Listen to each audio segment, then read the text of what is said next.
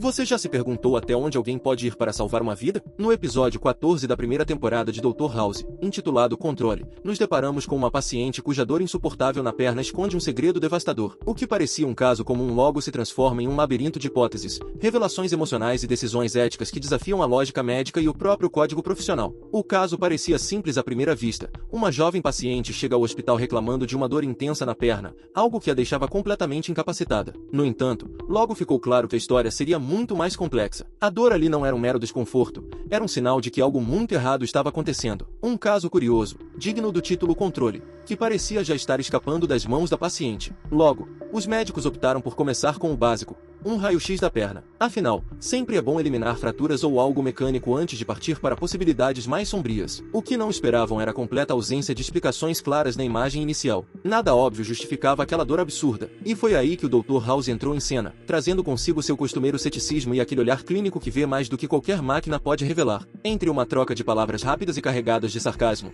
House propôs a primeira hipótese: câncer ósseo primário. Pode ser, pensou ele, enquanto já arquitetava um plano para uma tomografia óssea. Mas é claro que, sendo House, ele não pararia por aí. Outra ideia lhe veio à mente. E se a dor não for só na perna? Algo mais amplo, como um câncer no cólon, poderia justificar os sintomas, mesmo que de forma indireta. E para isso, só uma colonoscopia poderia trazer respostas concretas. Mas, peraí, por que câncer no cólon causaria uma dor na perna? A explicação é essa: síndromes paraneoplásicas. Alguns tipos de câncer geram respostas sistêmicas que afetam tecidos ou órgãos distantes do tumor. Síndromes paraneoplásicas podem causar sintomas musculoesqueléticos, incluindo dores articulares ou musculares, que podem ser percebidas na perna. Voltando ao episódio 14, o comportamento da paciente intrigava House de uma forma que ele não conseguia ignorar. Enquanto outros médicos buscavam explicações puramente físicas, ele via além. Um medo quase paralisante de certos exames, como a colonoscopia, levantava suspeitas. Por que alguém teria tanto receio de um procedimento que pode salvar sua vida? Pensava. Esse tipo de resistência não era algo incomum, mas sempre carregava um peso psicológico ou social que não podia ser negligenciado. A verdade é que o medo pode ser tão debilitante quanto a própria doença. Enquanto isso, as coisas deram uma guinada alarmante. De repente, a paciente começou a apresentar falta de ar severa, até que o pior aconteceu: uma parada respiratória. Fluido nos pulmões, diagnosticado rapidamente, colocava sua vida em risco iminente. Foi o tipo de cena que não dá margem para erro ou demora. Enquanto os outros corriam para estabilizá-la, House já estava conectando os pontos em sua mente, formando hipóteses que envolviam mais do que simples causas respiratórias. A ideia de um transplante de coração surgiu como um raio. House sabia que o problema não era apenas pulmonar, mas algo mais profundo estava corroendo o corpo da paciente. Foi então que o quebra-cabeça começou a tomar forma. House deduziu que a paciente usava ipecac para forçar o vômito, um antídoto comum contra envenenamento, mas que, usado de forma contínua,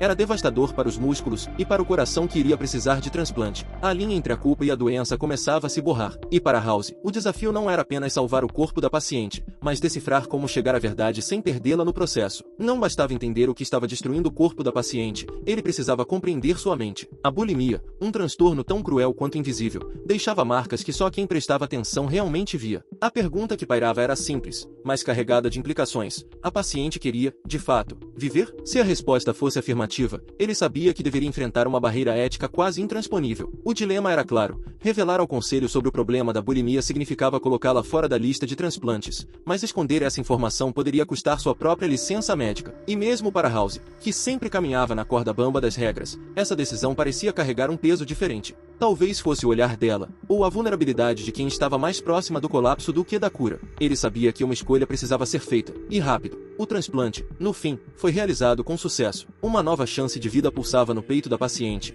e House, ainda que não admitisse abertamente, parecia satisfeito. Não era apenas mais um caso solucionado, era uma batalha vencida contra algo que destruía vidas de dentro para fora. E mesmo que ele soubesse que a luta da paciente estava longe de acabar, ele deu a ela uma oportunidade que muitos não teriam. Ele apostou tudo, inclusive sua carreira, para salvar alguém que talvez nem soubesse como se salvar sozinha. Essa decisão não veio sem um preço, é claro, mas, de alguma forma, ele sempre acreditava que valia a pena. Talvez porque, no fundo, ele via na dor dos outros um reflexo da sua própria. E, com isso, o caso parecia resolvido. Mas a lição que ele tirou ainda ecoaria em sua mente por muito tempo. A intoxicação por ipecac é uma forma rara, mas significativa, de miopatia tóxica que resulta do uso crônico ou excessivo do medicamento. O ipecac, geralmente utilizado em emergências para induzir vômitos após envenenamento, pode causar danos musculares graves, incluindo rabdomiólise, quando usado de forma indevida ou em excesso. Entre os sintomas mais comuns estão fraqueza muscular progressiva, dores intensas, elevação dos níveis de creatina quinase, CK, e, em casos graves,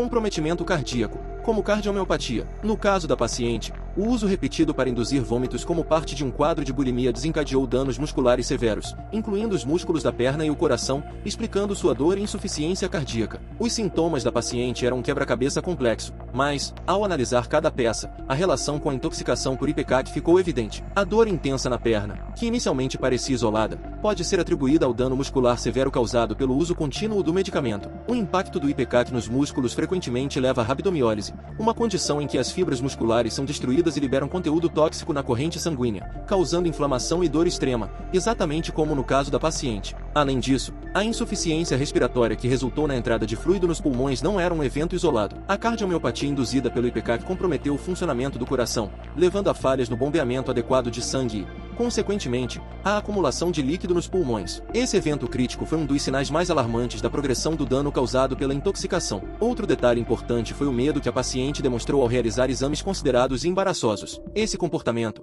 combinado com a admissão do uso de ipecac para induzir vômitos, apontava para um quadro psicológico subjacente, a bulimia. A prática compulsiva de vomitar não apenas prejudicou sua saúde física, mas também contribuiu diretamente para os sintomas apresentados, como a fraqueza generalizada e a deterioração cardíaca. O caso ilustra como o uso indevido de substâncias, especialmente em contextos de distúrbios alimentares, pode desencadear uma cascata de danos sistêmicos. Para House, a chave para salvar a paciente foi conectar os sintomas aparentemente desconexos e chegar à raiz do problema, a intoxicação por ipecac. Agora que você já sabe mais sobre intoxicação por ipecac, fique de olho no episódio 15 daqui a 2 dias.